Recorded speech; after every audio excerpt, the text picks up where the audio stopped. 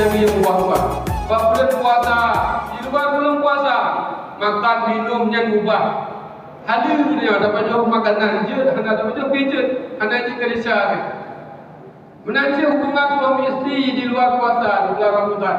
Malam doa atau siang doa membuat halal kerana inau doa kata menikah dengan nikah yang sah. Hana sah atau walaupun difikirkan kehalal hana kena buat sebab sah. Kerana bukan wali hana je wali yang adil, saksi mengaji hana je wali yang adil. Punya wali hana adil, saksi hana adil, ada kait nikah. Fikir urang kasah bahawa Allah hana sah. Jadi tipulah berjimat, tapi hukum dina lebih dari tipulah. Maka kalau menikah lebih belum pegang untuk menikah ada wali bertaubat dia ke wali yang adil.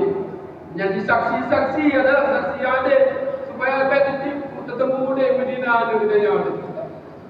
Dah hanya itu orang adil. Orang yang dari ilmu agama itu adil kubur hidup yang tinggal. Yang dia ke wali yang adil, saksi adil. Maino jamunya hana ada orang jaga di kubur. Bahawa bertempur dengan Abu Yahya yang kubur tapi orang anak tahu di kubur Allah. Apalagi lot anak-anak kepada yang tu. Tikulah anak teman. Yang dalam itu tidur di bawah tahun mereka tu berada kubur. Habis berada orang yang kubur tu kubur. Kau cinta kitab yang kubur yang adalah kalangan ulama tu. Ada kubur kitab itu dan saya tak ulama. Itu sekedar baca kitab. Yang pegangnya kau mendapat kejadian. Yang berkata kejadian kalau gambar bukan.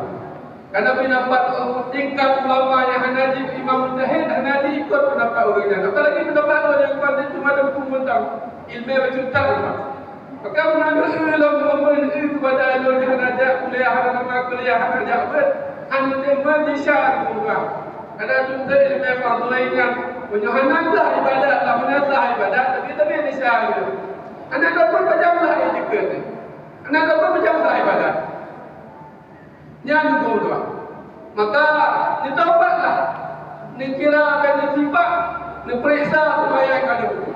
Sekian malamnya. Menurut saya ni mana betul saja Allah berfaham dan supaya. Yang bapak bukan hanya tunggu hem-hem dan sebab itu supaya. Menasah menurut dapat debat, tapi tunggu mungkin luruskan sahab, dapatkan sahab. Yang bapak supaya baik ketika rumah saja kenal dan minta pada jemaah. Sebab